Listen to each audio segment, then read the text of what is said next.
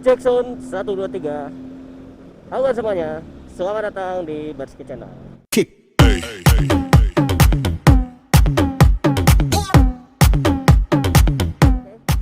Ya, dengan Bambang di sini, dan pada kesempatan kali ini ya gua mau menjawab Q&A berikutnya. Q&A yang lumayan berkualitas sekali ya.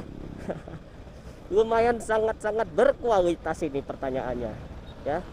Yang jujur ya, gua masih belum sebesar motovlogger lain gitu ya, tapi setidaknya ini pertanyaan cukup menantang dan greget ya.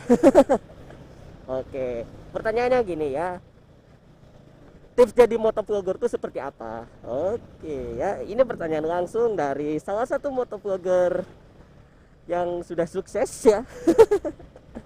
Ya, motovlogger yang sudah senior ya ini di Bogor ini ya. Ya, dari pertanyaannya dari CR di sini. Ya, padahal gue banyak belajar dari beliau ya. Gue banyak belajar dari beliau tips-tips jadi motovlogger seperti apa. Ternyata gue ditanya seperti itu. Nah, oke, ini menurut kacamata gue berdasarkan pengalaman ya. Tapi di sini mohon maaf ya kalau hasil suaranya nggak maksimal ya, seperti yang di snapgram gua tadi. Karena busanya hilang, gua nggak spons cuci piring mak gua. Jahat banget gua ya. Nah, gua ambil, gua potong ya, ntar gua balikin setengahnya. Ya gitulah. Nah, jadi untuk tipsnya ya dari gua, jadi tips atau ya cara-cara biar jadi motovlogger itu seperti apa, gua akan jelaskan di sini ya. Ini menurut gua pribadi, kalau ada salah kata mohon maaf ya. Kalau ada yang kurang mangga ditambah ya, mangga ditambah di kolom komentar. Nah, jadi gini ya, yang pertama, agar kita bisa memulai jadi motovlogger, itu yang pertama adalah siapkan dulu peralatannya ya. Siapkan dulu peralatannya gitu. Peralatannya ada kamera, ada mic-nya gitu. Kalau mau sambil ngomong ya, kalau nggak mau sambil ngomong cuman ngerekam perjalanannya doang ya nggak apa-apa, kameranya doang gitu. Oh, gua juga dulu gue begitu. Hampir. Ya, itu. Siapkan dulu peralatannya. Kameranya ya, kameranya ada yang boleh gua saranin action cam karena soalnya harganya nggak mahal, nggak kayak GoPro lah ya. Buat action camnya nggak usah yang mahal-mahal dulu kalau untuk belajar ya, yang murah aja, yang murah namun berkualitas gitu ya. Ada Kogan ya, action camnya ada Kogan, ada Bipro, ada Yicam, ada Biker ya, ada S-Box gitu, terus ada lagi S-Piece dan lain-lain lah ya. Terus ada brand dari luar negeri itu kayak Dragon Touch ya. Dragon Touch gua ternyata murah loh, Dragon Touch tuh ya. Temen di Indonesia jarang yang punya gitu Dragon Touch ya. Itu gua survei di motovlogger Thailand ya, motovlogger Thailand di Eropa gitu, pada pakai yang murahnya tuh Dragon Touch ya. Dan hasilnya juga lumayan memuaskan gitu lah ya. Terus ya peralatannya, nah kalau mic-nya kalau misalnya action cam-nya gak ada jack audionya ya, terpaksa ya kita ngerekamnya menggunakan audio dari HP gitu bisa.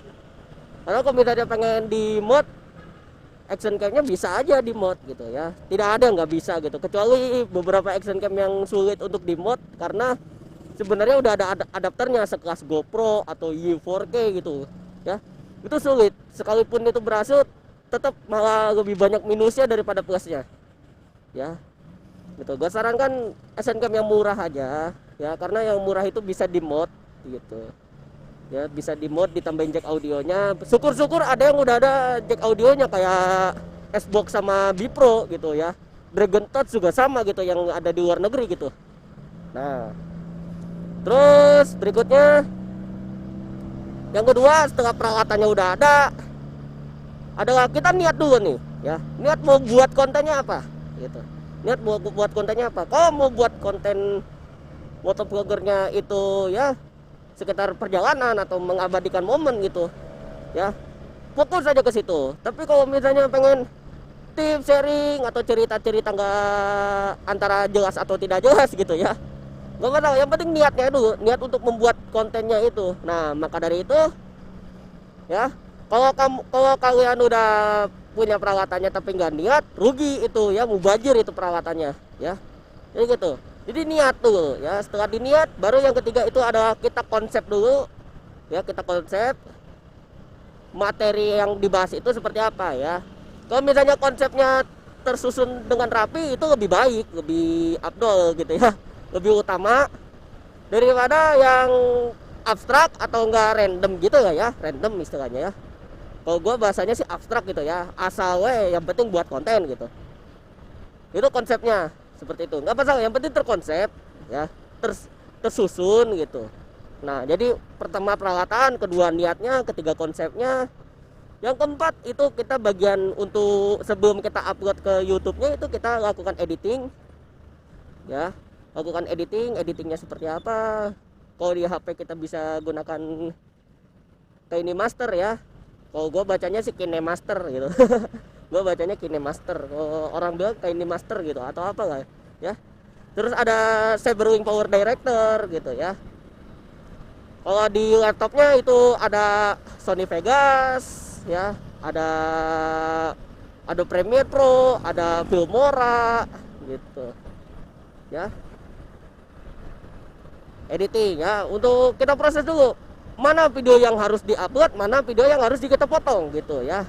Jangan sampai kita salah atau asal upload aja, yang ada rugi, nanti rugi di kita ya, kontennya berfaedah enggak gitu, buang-buang waktu jadinya ya. Terus yang berikutnya tadi peralatan, niat, konsep, editing videonya ya, atau enggak pas editing audionya juga sama gitu, kita timpa dengan audio eksternal yang kita rekam pakai HP gitu, bisa aja di situ gitu ya. Kita sinkronisasi ya, kita gabungkan gitu. Terus berikutnya ya dari gua yang kelima ini baru kita publish ya. Publish itu kita main di judul yang menarik, satu judul yang menarik, kedua deskripsinya ya, main di deskripsi. Jangan lupa kalau misalnya kita baru-baru ini ya gunakan hashtag lah, lumayan membantu itu kalau pakai hashtag gitu ya gitu. Terus ketiga itu tag ya, bukan hashtag, tag ya. Tag itu istilahnya sebagai penelusuran lanjutannya gitu ya, penelusuran agar video kita tuh lebih mudah dicari gitu ya. Ada tagnya ya.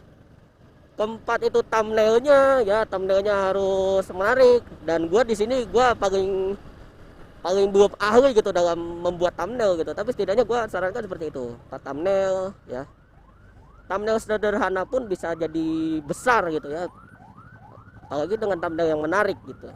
Nah setelah thumbnail ya, berikut ya adalah ketika ngupload itu, di yang kelima itu adalah SEO ya, Search Engine Optimizer. Nah SEO ini ibaratnya itu adalah mesin penelusuran ya, yang orang lain cari gitu ya, yang orang banyak, yang masyarakat sedunia ini cari gitu ya, orang sedunia ini cari. Itu SEO mainnya ya. Biasanya mainnya di mana sih? Mainnya kalau nggak di thumbnail, judul, deskripsi, dan tag. Udah itu, 4 itu aja ya. Nah mainnya caranya gimana? Kita cari penelusuran yang paling banyak dulu ya. Setelah penelusuran yang paling banyak, baru kita cari penelusuran yang peluangnya itu lebih besar gitu ya. Biasanya pakai TubeBuddy lah ya. Kalau gua biasanya pakai TubeBuddy untuk seperti itu. Gua masukin dulu penelusuran paling banyaknya, baru gua masukin penelusuran yang paling sedikit tapi ada peluang besar. Bukan penelusuran yang sedikit tapi peluangnya kecil, ada di TubeBuddy gitu ya. Gua pakai aplikasi TubeBuddy. Kita main untuk mengupload ke YouTube itu, kita mainkan judul, deskripsi. Di dalam deskripsinya itu isilah hashtag ya, kayak IG gitu ya. 3 aja ya, nggak usah banyak-banyak, 3 aja cukup ya, hashtag. Terus kita mainkan tag. Nah di dalam tag, deskripsi, judul, dan thumbnail itu kita mainkan kalimat atau kata yang orang cari di YouTube gitu ya. Itu maksudnya di SEO tersebut ya. Nah, berikutnya adalah ntar sana kan itu tutup, lupa gua. Nah, berikutnya nih yang ke-6 ya. Publish video itu, bagikan ke sosial media kalian ya. Bagikan aja ke sosial medianya ya. Hitung-hitung promosi. Kita jangan berharap banyak ya, orang mau menonton atau tidak gitu. Yang jelas kita sudah publis saja. Bila perlu kita gabung ke komunitas-komunitas yang sama-sama di bidang kita, komunitas motovlogger ya, atau komunitas motor gitu, gak masalah, share aja di ke situ gitu. Orang-orang juga akan menonton video kita walaupun hanya sebentar. Setidaknya orang tahu kalau kita itu membuat sebuah konten gitu ya. Nah, syukur-syukur ada salah satu konten kita yang menarik itu ya. Nah, terus ke-6, ke-7 ya, setelah kita publis ya, kita bagikan ke teman-teman kita lewat media sosial, baik itu lewat WA, Facebook, Twitter gitu ya, Instagram, udah kita bagikan ke sharing ke grup, kita tag youtuber profesional biar banyak, biar ditonton juga gitu, sambil mengevaluasi. Nah, yang ke-7 ini adalah saran dari gua ya, jangan sampai lakukan yang namanya itu adalah sub for sub ya. Ini yang ke-7 ini. Jujur, gua waktu itu sempat sub for sub walaupun hanya 15 orang ya. Gua hitung nih sampai sekarang 15 orang ya. Dan 15 orangnya itu bahasanya aneh ya, nonton video kita enggak, kedetek oleh YouTube dan akhirnya berkurang gitu. Hentikan ya sub for sub itu ya. Kedetek oleh YouTube, ingat, kedetek oleh YouTube, bukan sengaja mengunsubscribe ya, bukan sengaja di unsub oleh channel lain gitu, bukan ya. Kecuali kasusnya gini, kalau kita saling sub for sub nih, kecuali kasusnya gini, orang nge-sub kita ya, nge-sub channel, contohnya nih, orang nge-sub channel Bariski channel ya, nge-sub channel YouTube Bariski ini. Nah, terus sama si Bariski ini ya, nggak di-sub-sub lagi. Karena kenapa? Karena gua mah cuma nonton videonya doang, sampai nanti ada video yang buat gua ngena banget baru gua sub itu kontennya, channelnya. Nah, karena gak sabar gitu nungguin sub dari gua gitu, langsung nge-unsub sendiri. Nah, itu kejadiannya. Yang gua mah bodo amat lah ya sebenarnya, nggak kayak orang lain mah tergila-gila dengan subscriber gitu. Ayo lah 1000 subscriber, 4000 jam tayang. Kalau gua mah ngalir-ngalir aja ya. Bersyukur gitu, gua udah setahun ini ya, ini udah setahun loh. Tahun gua buat channel dengan subscribernya udah 200 ya.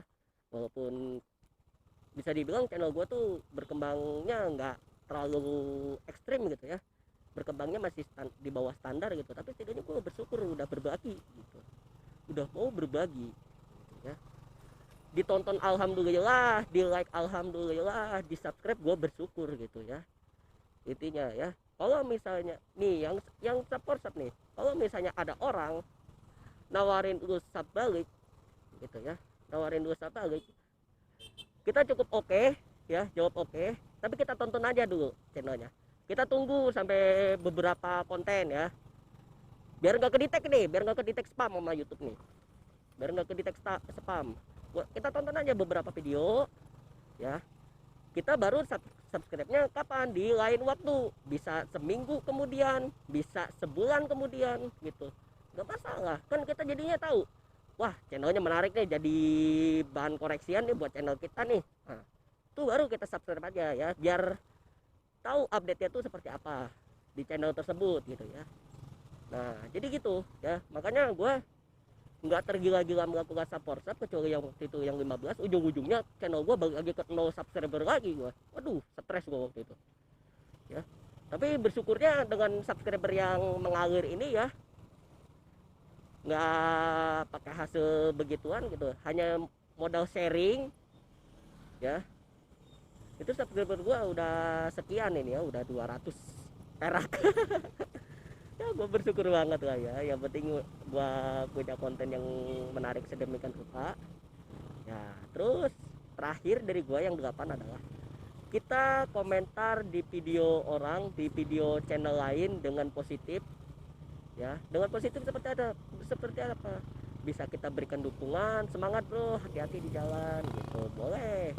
Atau enggak kita kasih masukan yang baik ya, bukan masukan yang buruk. Nih biasanya kan kalau netizen kan ngasih masukan yang buruk dulu ya, apaan channel nggak guna gitu, apaan video ampas, apaan video sampah gitu, misal ya. Nggak usah lah komen-komen kayak gitu. Bukannya channelnya makin berkembang, justru channelnya malah makin jalan di tempat ya. Jadi itu yang 8 nih terakhir dari gua nih ya. Jadi silahkan untuk yang mau menambahkan, silahkan berkomentar di bawah ya. Harus apa lagi nih tipsnya di motovlogger ya, karena itu yang gua rasakan gitu ya, yang gua alami gitu. Ngeri, aduh, blind spot, hati-hati. Ngeri, bawa batu kerikil, ini namanya batu split.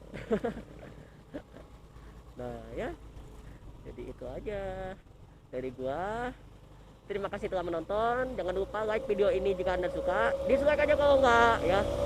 Subscribe channel ini agar kedepannya bisa jauh lebih baik lagi dan lebih berkembang lagi ya. Hitung-hitung mendukung Bariski Channel ya. Road to 1000 subscriber aja lah ya. Atau enggak road to 300 subscriber aja ya. Kan kemarin alhamdulillah 200 ya, gak kerasa banget gitu. Setahun loh. Setahun gue udah buat konten ini ya.